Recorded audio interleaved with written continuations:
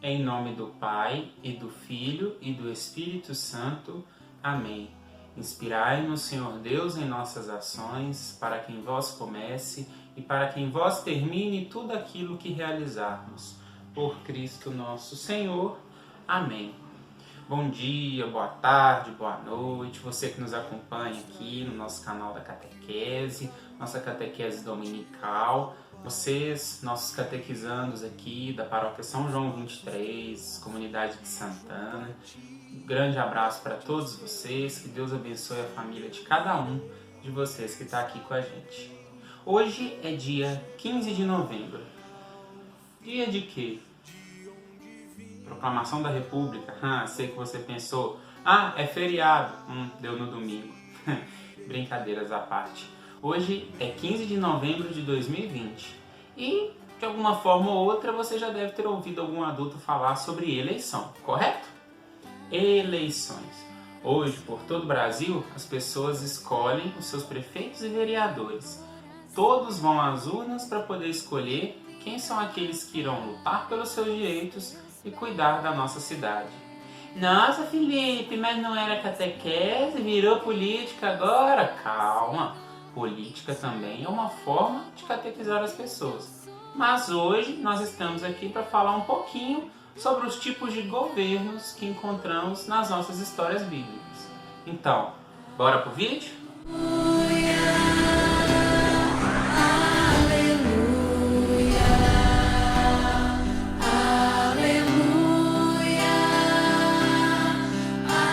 Desde os primeiros tempos, tivemos pessoas que nos governam. As primeiras civilizações bíblicas tiveram patriarcas. Patriarcas, originalmente, são pessoas que exerciam a autoridade do papel de pai de família. Ou seja, o homem mais velho era quem detinha todo o poder de decisão. Os principais patriarcas na Bíblia foram Adão, Matusalém, Noé, Abraão, Isaac, Jacó, que posteriormente se tornou Israel, e Moisés.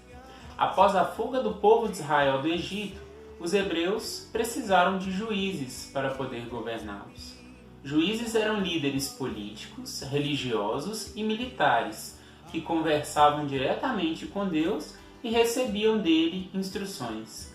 Os principais juízes de Israel foram Débora, Otoniel, Sansão e o último juiz, que foi Samuel, que também foi o primeiro dos profetas registrados na história do povo. O período dos juízes foi seguido pela formação do Reino de Israel.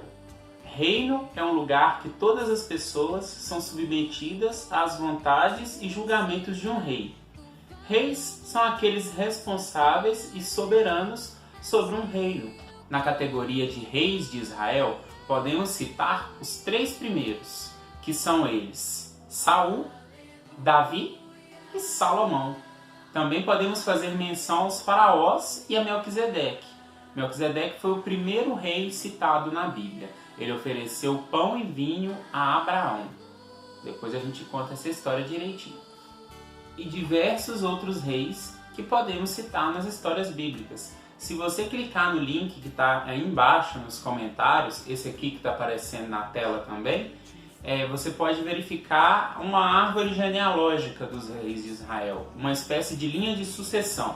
Vocês vão ver que vão ter dois bracinhos lá, que Israel foi dividido em dois no período escuro aí da história. Mas isso é história para outro dia também. Vocês vão ver dois bracinhos aí, que são quando Israel foi dividido em duas partes. Então você vai ver duas linhagens de sucessão de reis.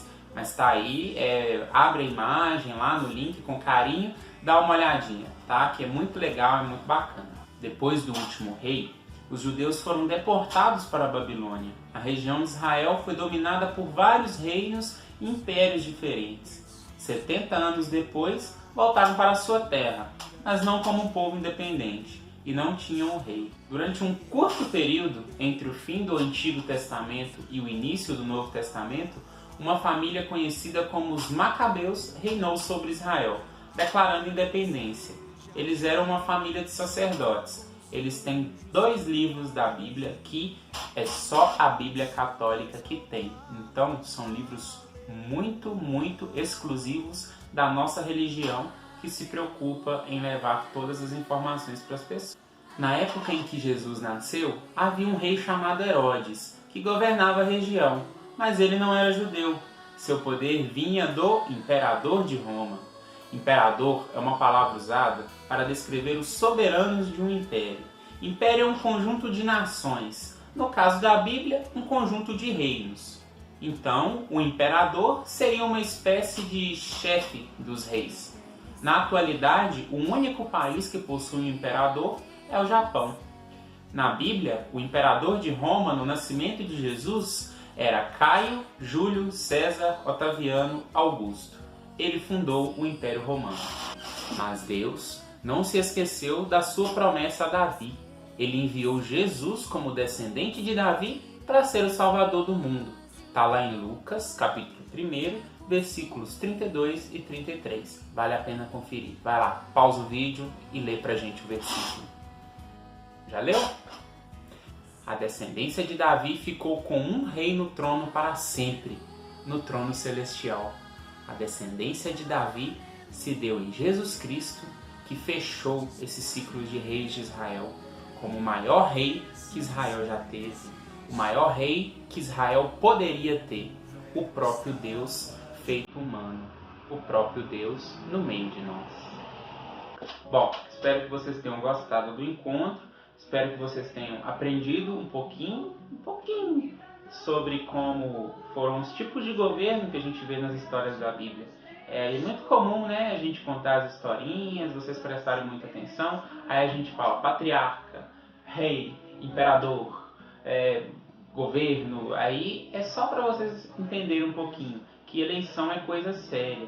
Eleição é a época do ano em que as pessoas que vão nos governar, as pessoas que vão decidir sobre o nosso futuro, serão escolhidas.